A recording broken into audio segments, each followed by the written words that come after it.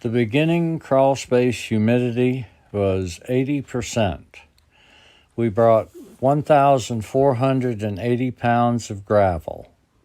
Gonna get a starting video. Telford, Tennessee. Fill in these holes. There's massive holes around these piers. This job has 4 piers with giant holes around it that we're going to fill in with gravel. There's the first pier filled in.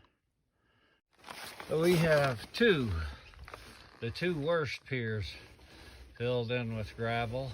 I wanted to show you how well our adhesive works. This is before we've even put the rodent house connector on. So that's how we do it. There's 24-inch foam board.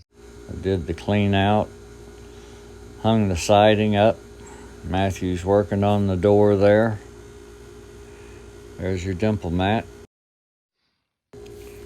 It's a 12 mil Guardian liner system.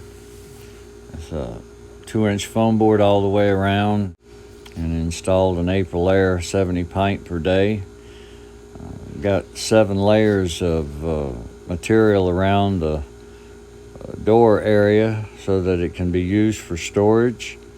This crawl space will stay cool in the summer and warm in the winter.